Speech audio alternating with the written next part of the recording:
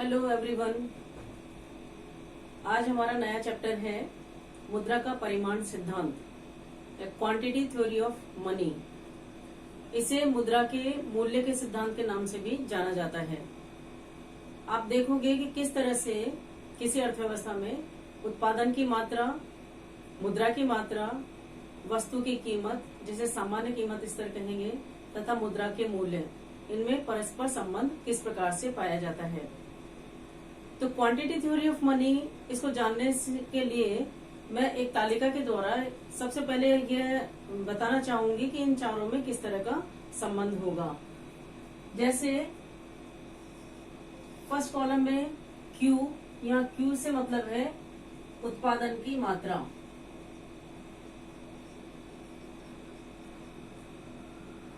Second column में M, इसे कहेंगे मुद्रा की मात्रा। थर्ड कॉलम वस्तु का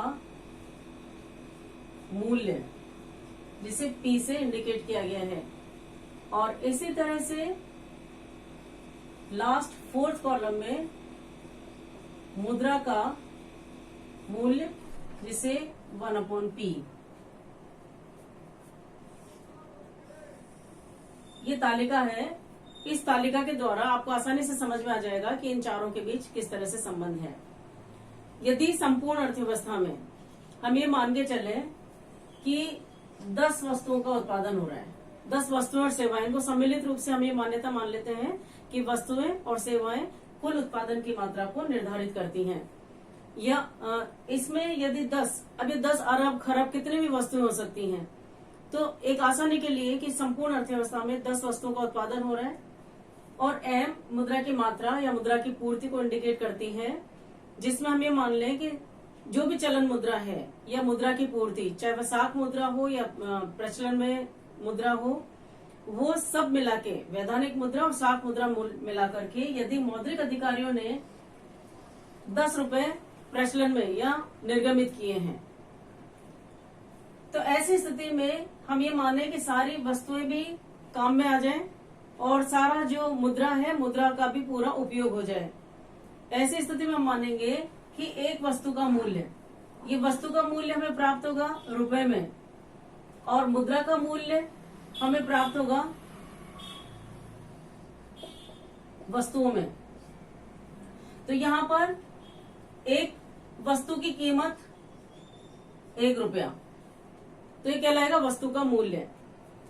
मुद्रा का मूल्य या मुद्रा की क्रय शक्ति, जिसे मुद्रा की क्रय शक्ति भी कह सकते हैं, the purchasing power of money. मुद्रा की क्रय शक्ति से अर्थ यह निकाला जा सकता है कि किसी समय विशेष पर मुद्रा की एक इकाई ने कितनी वस्तुएं और सेवाएं खरीदी हैं, यानी मुद्रा की एक इकाई में कितनी वस्तुओं को खरीदने की शक्ति है, उसे मुद्रा की क्रय शक्ति कहा जाएगा। इस तालिका में यदि हम ये कहें कि 10 वस्तुएं उत्पादन की मात्रा, वस्तुओं की मात्रा अर्थव्यवस्था में है, मुद्रा की मात्रा भी 10 रुपए है, तो ऐसी स्थिति में वस्तु का मूल्य, मतलब एक वस्तु का मूल्य 1 रुपया होगा।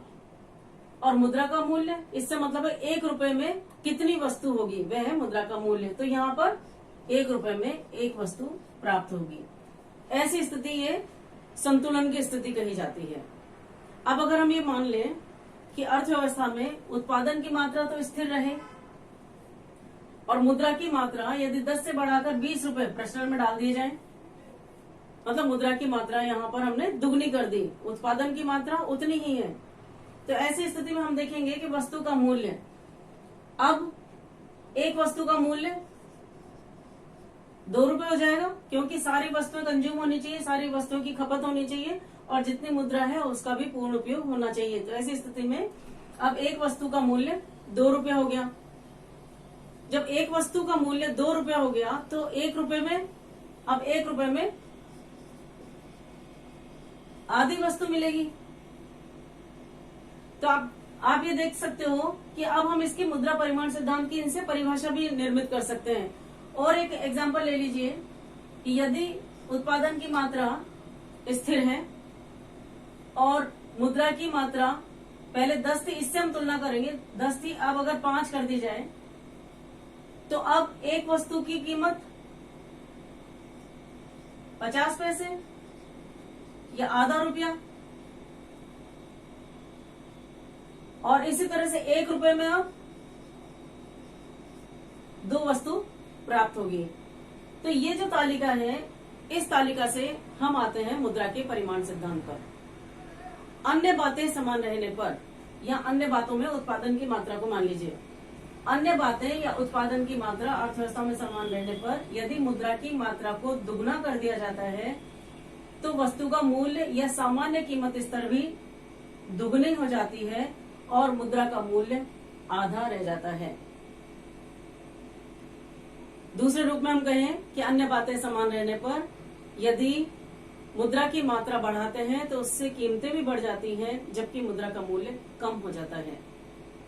हम किसी भी रूप में कर सकते हैं। अन्य बातें समान रहने पर यदि मुद्रा की मात्रा कम कर दी जाती है तो सामान्य कीमतें भी कम हो जाती हैं, जबकि मुद्रा का मूल्य बढ़ जाता है। आप तालिका में देख रहे हो कि वस्तु का मूल्य और मुद्रा का मूल्य ये रिवर्स है। यदि कीमतें बढ़ती हैं तो मुद्रा का मूल्य कम हो जाता है। निश्चित रूप से हम कह सकते हैं कि यदि महंगाई हो जाए, जितने रुपए में पहले वस्तुएं मिलती थी, अब यदि ज्यादा रुपए देने से वस्तुएं मिलती हैं, या हम ये कहें कि अब कम मुद्रा में जो वस्तुएं थी वो और भी कम मिले, तो हम ये कह सकते हैं कि इनमें विपरीत संबंध पाया जाता है। अगर महंगाई होगी तो मुद्रा का मूल्य कम हो जाएगा, यदि वस्तु की कीमतें कम होती हैं तो मुद्रा का मूल्य बढ़ जाता है, क्योंकि मुद्रा का मूल्य किसी समय विशेष पर मुद्रा की एक इकाई में जितनी वस्तुओं की मात्रा खरीदते हैं उसे मुद्रा की क्रय शक्ति या मुद्रा का मूल्य कहते हैं। तो मुद्रा परिमाण सिद्धांत के सारांश रूप में हम कह सकते हैं, अब इससे किसी भी अर्थशास्त्री ने जो भी परिभाषाएं बनाई हैं उन सबका निष्कर्ष ये निकलेगा कि अन्य बातों के समान रहते हुए यदि मुद्रा की मात्रा दुगनी कर दी जाती, इसमें यह बताया गया है कि मुद्रा परिमाण सिद्धांत में कि मुद्रा की मात्रा का वस्तु के मूल्य से बिल्कुल सीधा संबंध और समानुपातिक संबंध होता है। इसी तरह से मुद्रा की मात्रा और मुद्रा के मूल्य का विपरीत आनुपातिक संबंध पाया जाता है। मुद्रा की मात्रा दुगनी कर देंगे तो कीमतें भी दुगनी हो जाएंगी, जबकि मुद्रा का मूल्य आधा रह जाएगा। इसी तरह से मुद्रा का अन्य बातें समान रहने पर मुद्रा की मात्रा आधी कर दी जाती है तो कीमतें भी आधी हो जाएंगी, जबकि मुद्रा का मूल्य दुगना हो जाएगा। तो ये संबंध जो संबंध है वह आनुपातिक संबंध माना जाता है। चाहे हम ये कह सकते हैं कि दुगनी होने पर ये भी दुगना और ये आधा, या हम ये कह सकते हैं कि मुद्रा की मात्रा में वृद्धि करने पर कीमतें भी बढ़ जाती हैं और मुद्रा का मूल्य कम हो जाता है। तो ये संपूर्ण तालिका से आपको मुद्रा के परिमाण सिद्धांत के बारे में पूर्ण जानकारी प्राप्त हो सकती है। ये था मुद्रा का परिमाण सिद्धांत, जिसमें उत्पादन की मात्रा, मुद्रा की मात्रा, वस्तु की कीमतें और मुद्रा के मूल्य के परस्पर संबंध को व्यक्त किया गया है। अब मुद्रा परिमाण सिद्धांत के विभिन्न अर्थशास्त्रों ने इससे संबंधित विभिन्न सिद्धांत बताने का प्रयास किया है। तो मुद्रा परिमाण सिद्धांत से आपको ये स्पष्ट हो गया होगा कि मुद्रा परिमाण सिद्धांत क्या है। मुद्रा परिमाण सिद्धांत मुद्रा की मात्रा, उत्पादन की मात्रा, वस्तु की कीमतें और मुद्रा के मूल्य के पारस्परिक संबंध को बताने वाला सिद्धांत मुद्रा परिमाण सिद्धांत कहा जाता है। मुद्रा परिमाण सिद्धांत के प्रारंभ में सबसे पहले डेविड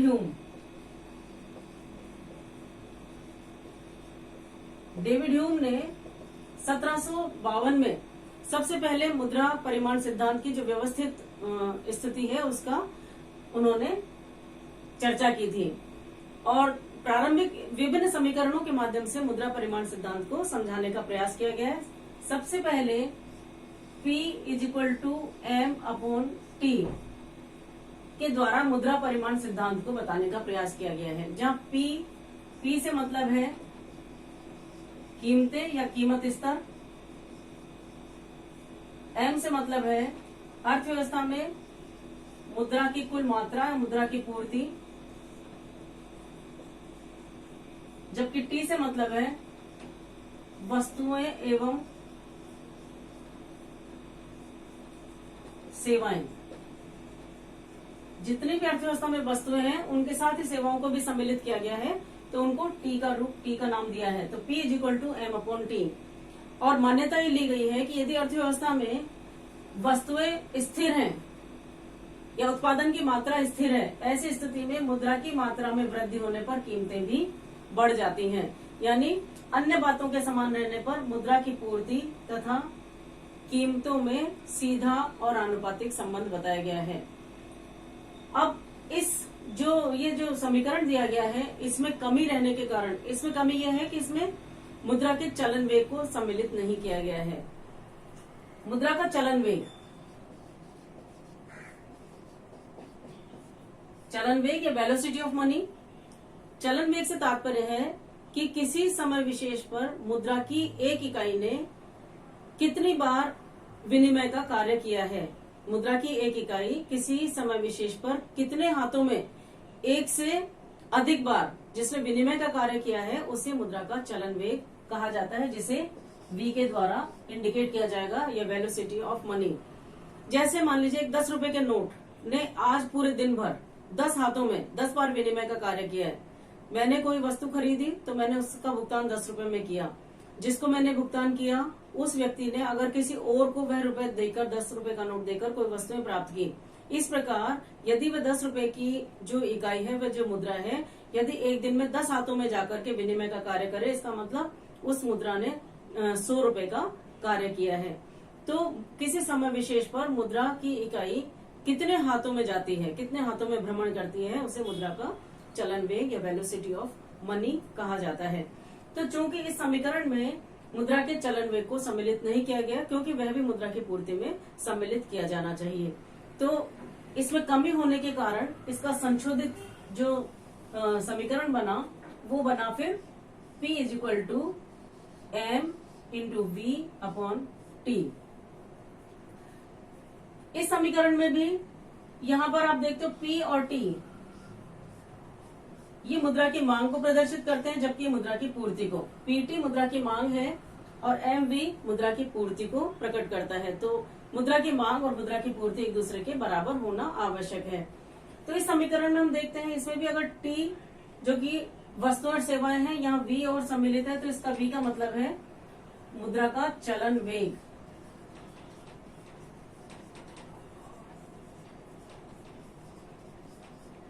तो अल्पकाल में इस समीकरण को जब हम सिद्ध करना चाहते हैं, तो अर्थव्यवस्था में वस्तु और सेवाएं स्थिर है, मुद्रा का चलन वेग भी स्थिर माना गया है अल्पकाल के लिए, और केवल परिवर्तनकारी तत्व M को माना है। मुद्रा की मात्रा में परिवर्तन होने पर उसी दिशा में, उसी अनुपात में कीमतों में भी परिवर्तन होता है। तो ये था संशोधित समीकरण। अब इस समीकरण में भी चूंकि मुद्रा की मात्रा के साथ मुद्रा के चलन वेग को तो सम्मिलित कर लिया गया, लेकिन संपूर्ण अर्थव्यवस्था की जो आर्थिक गतिविधि है उसमें बैंक मुद्रा या साख मुद्रा को इग्नोर नहीं किया जा सकता। इसलिए साख मुद्रा तथा साख मुद्रा का चलन वेग यह भी इस समीकरण में सम्मिलित किया जाना चाहिए। इसलिए कई अर्थशास्त्रियों ने इन समीकरणों से संबंधित आलोचनाएं की हैं, क्योंकि इसमें साख मुद्रा का समावेश नहीं किया गया है। तो इसके पश्चात मुद्रा परिमाण सिद्धांत का जो समीकरण दिया गया है, जिसे हम कहते हैं फिशर के द्वारा, फिशर का मुद्रा परिमाण सिद्धांत,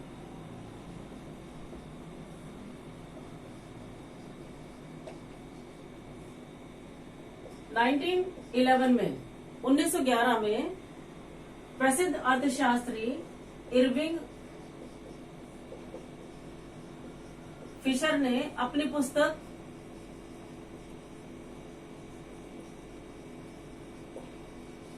the purchasing power of money, the purchasing power of money, इस पुस्तक में फिशर ने मुद्रा परिमाण सिद्धांत की विस्तृत व्याख्या की है। और उन्होंने जो समीकरण जो बताया है वो बताया है P = MV + M-V'/T।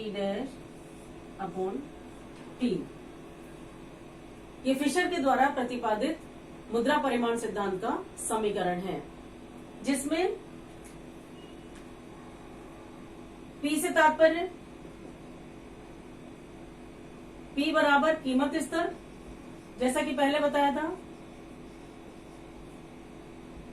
T का मतलब वस्तुएं सेवाएं, वस्तुएं एवं सेवाएं। M मुद्रा की मात्रा, ये मुद्रा की मात्रा वैधानिक रूप में, जो वैधानिक मुद्रा की मात्रा है जो मौद्रिक अधिकारियों के द्वारा निर्गमित की गई है वो है V, वैधानिक मुद्रा की मात्रा का चलन वेग।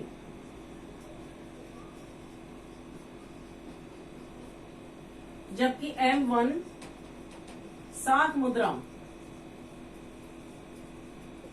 जो कि बैंकों के माध्यम से निर्गमित की जाती है, V1 या M डैश V डैश है साख मुद्रा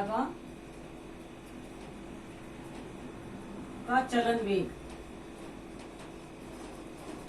इस प्रकार ये समीकरण P बराबर MV plus M dash V dash upon T,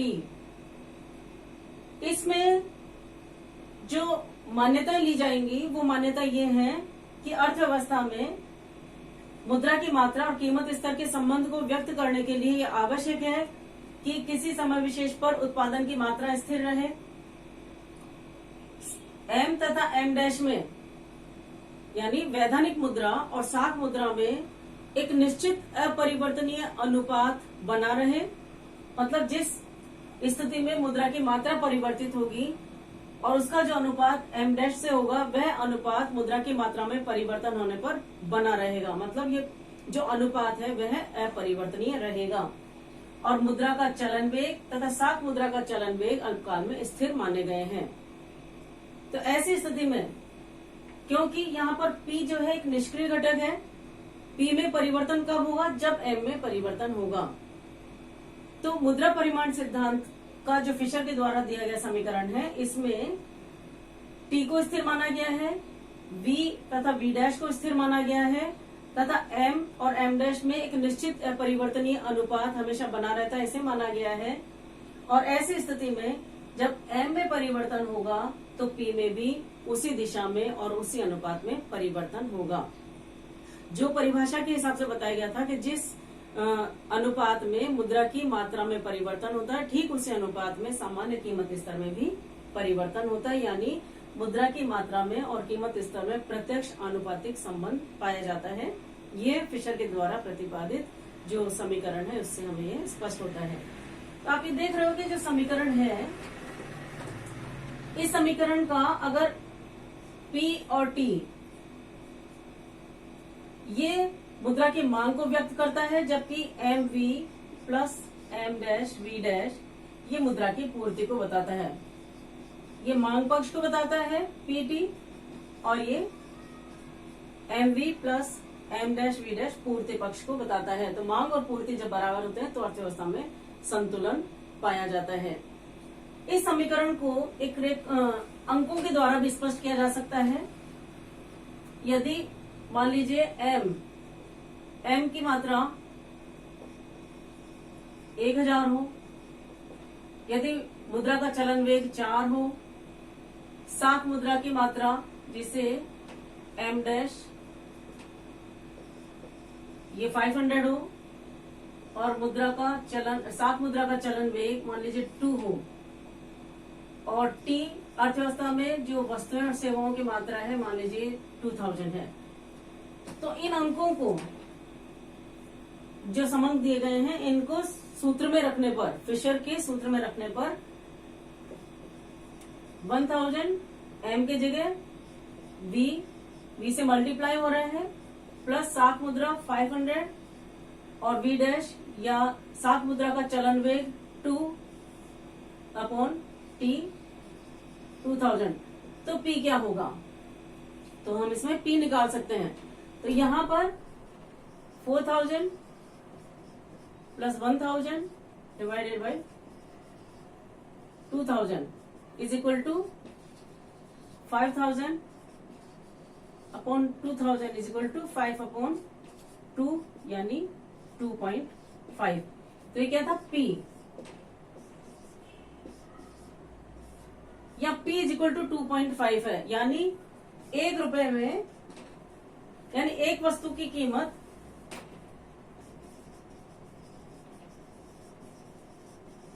ये कीमत आ गया 2.5 रुपीज होगी। ये निकला है फिशर के मुद्रा परिमाण सिद्धांत से कीमत का मूल्य।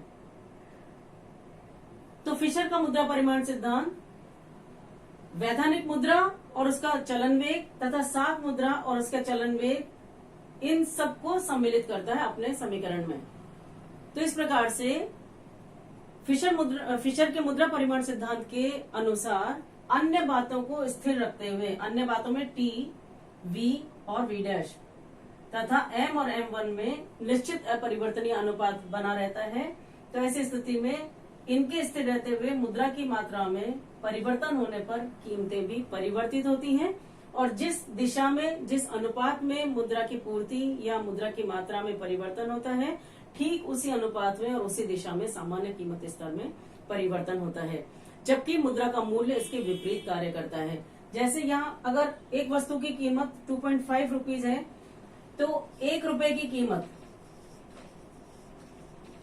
यानी मुद्रा का मूल्य यहाँ होगा 1/2.5, ये मुद्रा का मूल्य कहलाता है।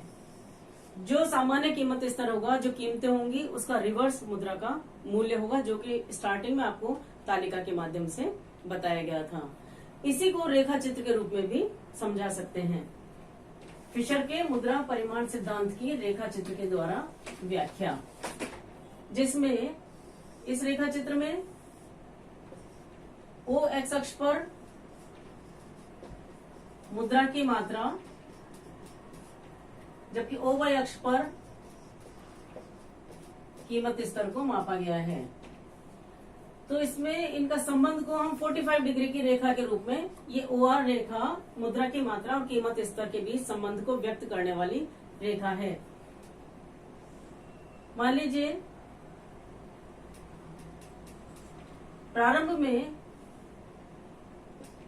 OM मुद्रा की पूर्ति थी, तो ऐसी स्थिति में सामान्य कीमत स्तर या कीमतें OP थी।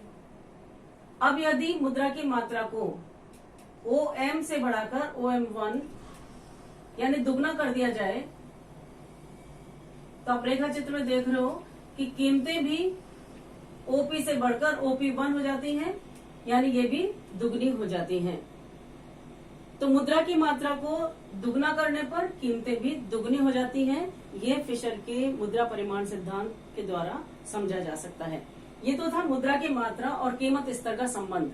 इसी तरह से मुद्रा की मात्रा और मुद्रा के मूल्य के संबंध को भी रेखा चित्र द्वारा प्रदर्शित किया जा सकता है।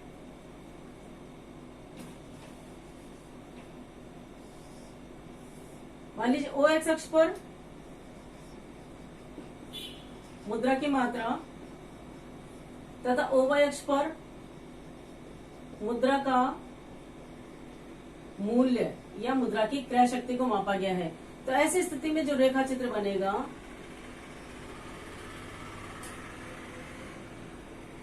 वो ऊपर बाएं से नीचे दाएं ओर जाता हुआ बनेगा। ऐसी स्थिति में यदि OM मुद्रा की पूर्ति है तो मुद्रा का मूल्य OP होता है।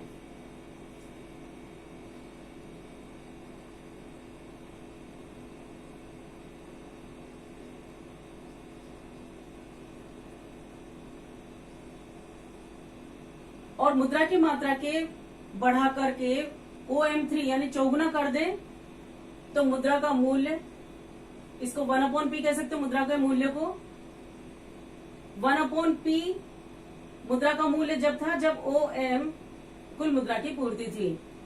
जैसे मुद्रा की पूर्ति को चौगुना कर दिया तो मुद्रा का मूल्य 1/P1 हो गया, यानी 1/4। तो ये जो कमी है ये चौगुनी कर देने पर मुद्रा का मूल्य चौथाया रह गया। तो विपरीत संबंध हो गया मुद्रा की मात्रा और मुद्रा के मूल्य में, और विपरीत संबंध आनुपातिक संबंध कहलाता है। विपरीत आनुपातिक संबंध मुद्रा की मात्रा और मुद्रा के मूल्य में पाया जाता है, जबकि मुद्रा की मात्रा और कीमत स्तर में प्रत्यक्ष आनुपातिक संबंध पाया जाता है।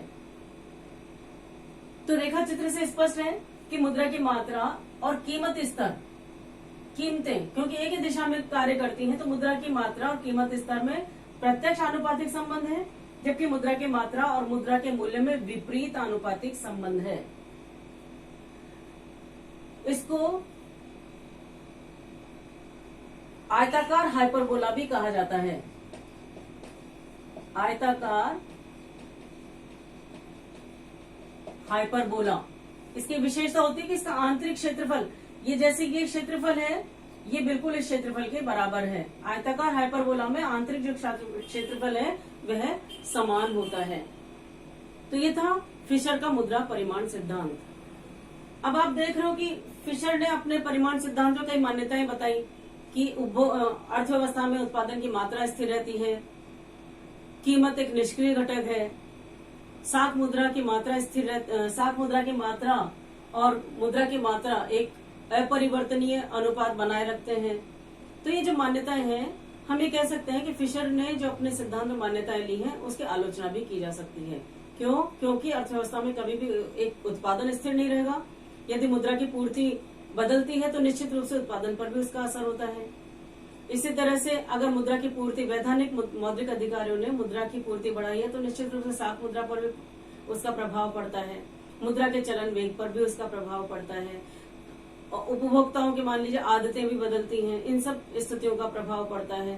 तो मुद्रा के जो फिशर ने परिमाण सिद्धांत बताया है, उस परिमाण सिद्धांत में कई प्रकार की कमियां या आलोचनाएं देखने को हमें मिलती हैं। तो आज आपने देखा कि मुद्रा परिमाण सिद्धांत क्या है। मुद्रा परिमाण सिद्धांत उत्पादन की मात्रा, मुद्रा की मात्रा, वस्तु की कीमतें और मुद्रा के मूल्य के आपसी संबंध को बताने वाला सिद्धांत है, जिसमें आज हमने फिशर द्वारा प्रतिपादित मुद्रा परिमाण सिद्धांत की व्याख्या की है। Thank you.